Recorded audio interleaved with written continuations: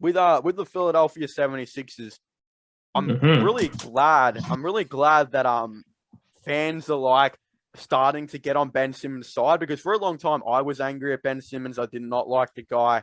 But I think as the months have kind of come, and especially to him getting traded and the report saying that he broke down and cried when he was in the Zoom with the Brooklyn Nets GMs, their front office, and KD. I think he had a really big mental thing going on. And I want to say like shame on to a lot of the 76ers fans that like really like made this guy's life torture for a lot of months. I know not everyone did it.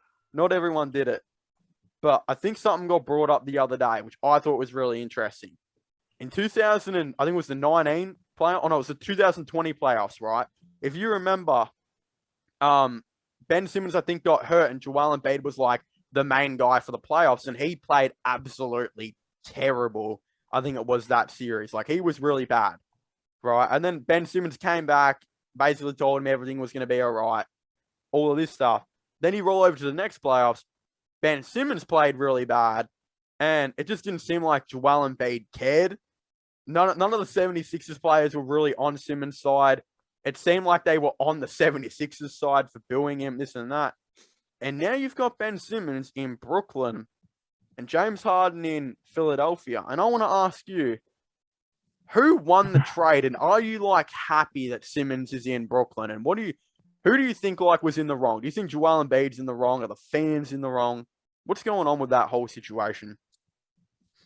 So to answer your last question first,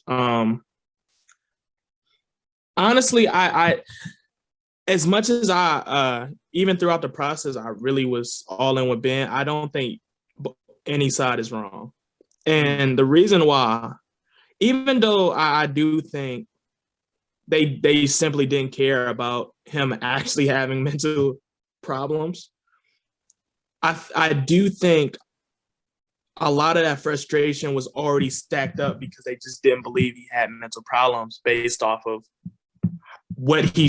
especially what he's shown in that playoffs. Because for Philly fans and especially the players, they felt like Ben gave up on him. And a lot of that is because when you have the Hawks confidently having Trae Young guard you as a 6'1" guard on a 6'10" guard, 250, and you're not even touching double digits on points or rebounds some games, that just looks like you gave up on the team. But at the same time, though, I do think this is a learning lesson for the league, though, to understand that mental issues is a problem and that you single-handedly scared this player to play basketball. Like you really made him not almost consider not liking what he loved. Now, in terms of who won the trade, I think I think they both won. I ooh, know some people would say Brooklyn won completely because they did get a lot of assets because it's James Harden. And in my personal opinion, they got exactly what they needed. They got Andre Drummond, who is a rebound. He literally do not have to score. He literally all he has to do is do what he's done throughout his whole career and get you 10 and 20, yeah. which he can do. Now they can actually have a big, and if they get in trouble, they got when LaMarcus Aldridge come back, they can run the small ball. LaMarcus You've at the still got 5, Nicholas Blake at the 4. Claxton there as well. Exactly. So if God forbid Drummond gets hurt, Claxton come, you can run big, you can run small, and you KD, Kyrie, right?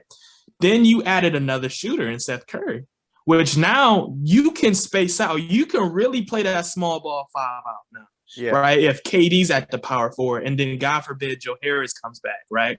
So you really complemented everything you needed. You Mm, needed defense, you needed a rebounder. You got that with Drummond and Ben, and you got an additional sniper, right? Now, why did it make sense for the Sixers? Why did I say they also won? Is because now Joel Embiid finally have a player when they run a pick and roll that they will leave him 9 times out of 10 because they cannot afford James Harden to feel good at no point of the game. Because if he do, this is when the foul starts to happen. This is when he manipulates offenses. This is when he gets coaches mad on the defensive end because they literally cannot do anything to stop him. And now Joel Embiid can do what he does best and dominate the paint. Yeah. Now he can post up bigs. Now he has room. Now, I will say the 76ers will have to get another shooter or two to make up for the loss of Seth Curry. Hope they banking on Danny Green will be that. And they're also banking on Tobias Harris now that he can slot down, because that's the crazy part. People forget about Tobias Harris. Tobias Harris is also a sniper. He doesn't have to be the second option now, which means the expectation that we've always had on Tobias Harris lowers, because keep in mind, last playoff, Ben wasn't the only one that was getting criticized. Yeah. Tobias Harris was too, because it was like, oh my God, we paid this player $190 million and he's not even giving us 12 points, you know?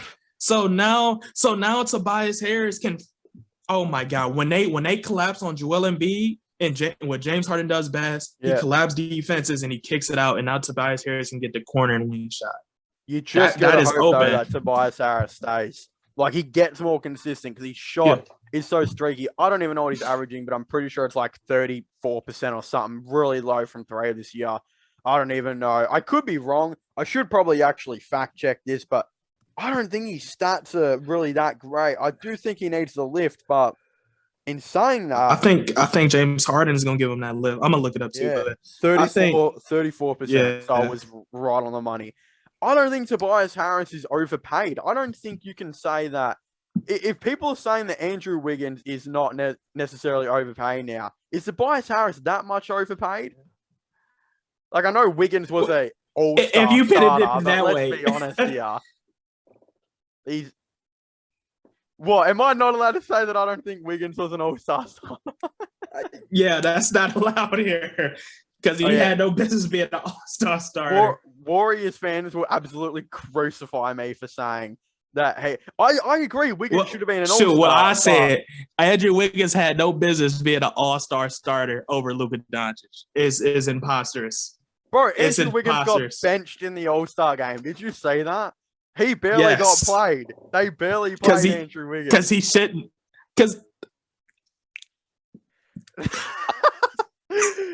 dude, the other thing as well is Jokic got benched in the last as well for Allen. Did you see that? They were like, hell yeah, we're sick of this shit. Let's just chuck Allen on. Get some good defense in.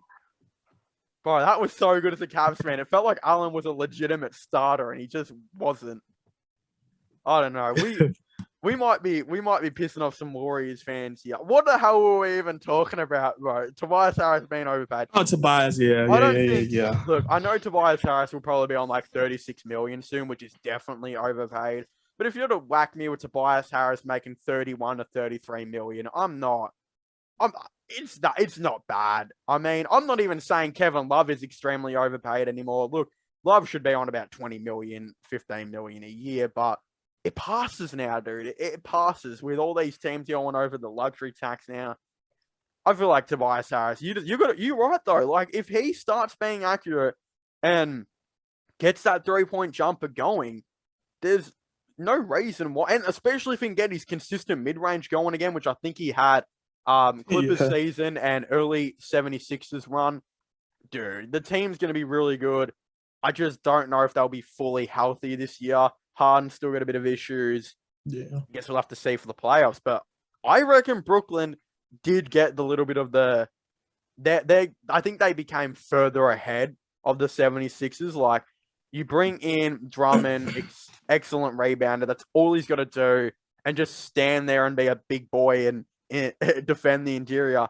Seth Curry, immediate Joe Harris replacement, and wait till Harris gets back if he does this year. I don't know.